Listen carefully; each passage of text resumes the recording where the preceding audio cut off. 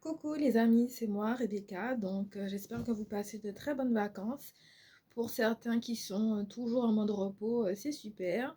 Pour ceux qui commencent les révisions au fur et à mesure, c'est super aussi. Voilà, nous allons étudier un classique, un arrêt classique en droit des contrats qui se prénomme les verrous de Fragonard, l'arrêt Poussin de 1978 et qu'on voit au stade du coup des conditions de validité du contrat. Donc si vous avez suivi les précédentes vidéos, vous savez qu'on a fini avec tout ce qui était la formation du contrat, c'est-à-dire la promesse unilatérale de vente, la promesse, du coup, le pacte de préférence et tout ce qui était en fait au niveau des quasi-contrats, donc ce sont les quasi-contrats, et on a fini également la partie sur la levée de l'option et le choix de pouvoir rentrer en négociation avec la liberté de négociation. On a vu rapidement les clauses, alors les conditions de validité des clauses, les 3 conditions de validité des clauses et également à quel moment elles intervenaient, soit au moment de la formation, de l'exécution ou alors de la résiliation du contrat. On a vu également la notion de caducité et qui diffère justement de la notion de nullité du contrat en soi. Voilà, pourquoi on étudie l'arrêt Poussin, c'est parce que comme on a fini tout ce que je viens de vous dire sur la formation du contrat, on doit rentrer maintenant dans ces conditions de validité. Donc, nonobstant sur la grosse partie relative au consentement, donc le consentement qui doit être finalement aussi remplir des conditions de validité et ne pas contenir des conditions mettant en œuvre ça qui soit vicié. Il ne faut pas que le consentement soit vicié. Donc la partie sur l'erreur, le dol, la violence, on la verra après. Mais pour rentrer en matière, il convient de regarder quand même l'erreur du coup sur la substance du contrat, parce qu'un contrat nécessite d'avoir un objet. La notion de cause a disparu depuis l'ordonnance de la réforme de février 2016. Et là, on est vraiment sur des conditions de validité du contrat qui datent avant de la réforme, puisque l'arrêt Poussin date de 1978. Mais néanmoins, c'est un arrêt de principe à savoir. Alors, quels étaient les faits rapidement? J'ai fait une petite fiche que vous allez retrouver sur Instagram. Mais je connais les faits quasiment par cœur. Alors, je vais essayer de les dire. Du coup, il y avait un couple qui était fan de tableaux de maîtres, de grands peintres qui s'appelait Nicolas Poussin. Et ce couple a décidé, lors d'une vente aux enchères, d'acheter le tableau. Le tableau, par contre, n'était plus de la propriété de Nicolas Poussin, mais appartenait au Musée de France. Donc la direction des musées de France a organisé une vente aux enchères, et quand elle a organisé la vente aux enchères, elle a accepté de vendre, donc c'était un contrat de vente, à un couple qui restera anonyme, sauf si vous faites des recherches sur Légifrance. Et du coup, le couple a fait une expertise après et ils se sont rendus compte que ce n'était pas le tableau du véritable maître de peintre, Nicolas Poussin. Alors, ils se sont dit que la vente, finalement, ce contrat, était entaché de nullité et qu'il y avait une erreur, finalement, sur la substance sans laquelle ils n'auraient pas contracté. Parce que s'ils pensaient que c'était vraiment le tableau du vrai peintre, ben, du coup, ils n'auraient pas conclu la vente, tout simplement. Donc là, normalement, on parle d'un terme un peu technique, droit de préemption. Un droit de préemption. Et du coup, c'est sur ce fondement que les époux ont assigné la direction du Musée de France et en disant que eux, finalement, ça reste les premiers propriétaires, que le tableau n'appartient plus au vrai peintre et de toute façon, il n'appartient plus à la direction. Mais ce qu'il faut retenir, c'est les conditions de validité du contrat. Donc là, j'en viens directement à la problématique. On peut se demander si jamais les époux avaient, parce qu'ils ont contracté avec la notion de consentement. Mais quand ils ont donné leur consentement pour contracter, ils étaient persuadés que le tableau appartenait au véritable peintre. Mais à ce moment de la formation du contrat, à ce moment de la signature et de la conclusion du contrat, pour eux, ils en avaient tellement conscience qu'on peut se dire que finalement, leur consentement était vicié, oui ou non. Parce que, en plus, le tableau original ressemble vraiment au, véritable peintre. Du coup, il y a la notion de conscience qui vient avec la notion de consentement.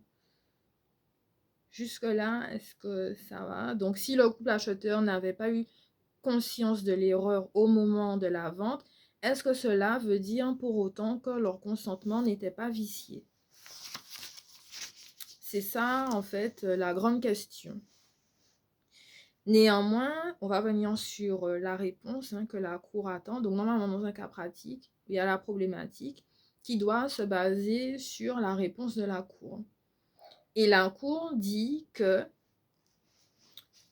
au moment de la vente, donc au jour de la conclusion du contrat, le consentement des vendeurs, donc du couple, n'avait pas été vicié par la conviction erronée que le tableau ne pouvait pas être une œuvre de Nicolas Poussin. Donc, il y a un décalage entre la discordance, ce qu'ils pensaient au moment, donc leur intime conviction, et la réalité des faits qui finalement s'en détache. Là, les spécialistes, finalement, en droit des contrats, parlent de doute. Le doute, et on dit le célèbre adage, que l'aléa chasse l'erreur. Donc, comme il y avait un doute au niveau du consentement, il n'était pas vraiment totalement éclairé, mais en même temps, enfin, du moins que leur consentement des époux était totalement éclairé, mais qu'ils étaient erronés, mais ils ne savaient pas. Voilà, donc parce qu'on peut vous mentir, et vous le savez, mais vous dites rien. Voilà, c'est ça, pour X ou Y raison. Tandis que là, on les a menti, mais ils étaient tellement convaincus que de toute façon, on peut se dire que leur consentement, s'il n'était pas altéré, donc la conclusion du contrat reste valide. S'ils n'avaient pas fait l'expertise, ils n'auraient jamais, jamais, jamais, jamais eu à remettre en cause le contrat. Jamais ils auraient, du coup, énoncé cette nullité basée sur l'erreur, sur la substance. Donc là, on est en 1978. Après, en 1983, la Cour, elle, entre-temps, dégage cette notion de tromperie et parle d'errance, E-R-R-A-N-S. L'errance, c'est-à-dire celui qui croit la réalité, donc qui apprécie la conviction au moment de la vente. En 1983, le deuxième arrêt Poussin. Ici, pour répondre à la problématique, finalement, qui va un petit peu dans les deux sens du premier arrêt en 1978, puis en 1983, précise que le juge peut apprécier des éléments qui existent au jour de la conclusion du contrat. Mais au jour de la conclusion du contrat. Quand on se place après la conclusion du contrat, on estime que les obligations, n'oubliez pas de faire, je vous paie quelque chose, En échange, vous me donnez quelque chose. La chose, le tableau en question. Contre un prix, le vendeur et l'acquéreur. Là, on se place après la conclusion du contrat. Par contre, au jour de la conclusion du contrat, c'est là qu'on donne le consentement et la manifestation des volontés. La manifestation des volontés s'exprime au jour de la conclusion du contrat. En partant de cela, dans le deuxième arrêt de 1983, le juge, lui, se place au jour d'après la conclusion du contrat. Il statue après. Et le fait qu'il statue a posteriori, finalement, ça remet toutes les choses finalement en cause et l'erreur est viciaire. Le contrat est nul. Si on se place, comment expliquer? Si on se place au jour de la conclusion du contrat où l'échange de consentement a été donné, le contrat, techniquement, il est valide. Parce que c'est un contrat de vente finalement pur et simple. Et en plus, je crois que ils auraient dû demander l'expertise avant de conclure le contrat, avant d'acheter le tableau, ils auraient dû demander l'expertise. Et ils n'auraient pas dû demander l'expertise après. Parce que comme ça, au moins, ils n'auraient pas été dans la situation de nullité en question. Voilà, donc ça c'est la première des choses. Et c'est pour ça que le juge dit, bon ben on va pas se placer au jour de la conclusion du contrat, mais plutôt après, parce que de toute façon, nous on est après l'expertise, et voilà. Alors bon, bref, enfin, voilà. Ensuite, en ce qui concerne du coup l'arrêt du verrou de Fragonard de 1987, on parle justement d'authenticité. Quand les parties acceptent l'aléa sur l'authenticité, l'erreur ne peut pas être invoquée. En gros, l'auteur supposé du tableau, qui est différent de Nicolas Poussin, le doute à ce moment-là n'était pas présent au moment de la conclusion du contrat. Ça veut dire que le couple qui était persuadé, mais vraiment persuadé que l'œuvre n'était pas de Nicolas Poussin, mais qui est apparu donc du coup après la vente, là ils n'avaient pas encore cette notion d'authenticité, et que la mention attribuée à c'est dans un contrat de vente, comme vous écrivez la mention lue et approuvée, c'est un petit peu la même chose. Donc après la vente, l'authenticité de la vente est reconnue. Mais en fait, finalement, autant reconnaître l'authenticité avant de conclure la vente. Vous voyez un petit peu le paradoxe. Bref, tout en sachant que l'aléa chasse l'erreur. Et finalement, la portée de l'arrêt est la suivante. La solution est un petit peu reportée aussi dans l'ordonnance de 2016 en disant que l'acceptation d'un aléa sur la qualité de la prestation exclut l'erreur relative à la qualité. Je reprends. L'acceptation de l'aléa sur une qualité de prestation exclut l'erreur relative à cette qualité.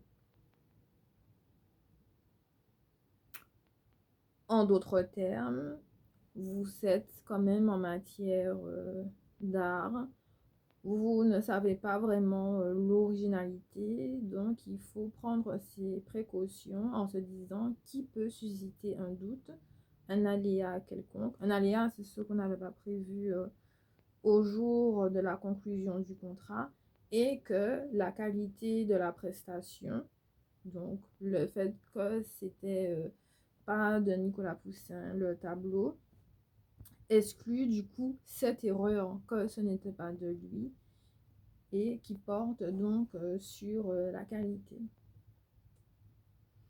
En tout état de cause, je vous renvoie aux articles 1133 alinéa 3 du Code civil, article 1133 alinéa 3 du Code civil, pour avoir un peu plus de précision sur du coup les conditions de validité du contrat, notamment avec les vices de consentement relatifs à l'erreur, erreur portant sur l'objet de la conclusion du contrat au jour de l'échange du consentement qui ne doit pas être vicié, auquel cas la vente sera entachée d'une nullité.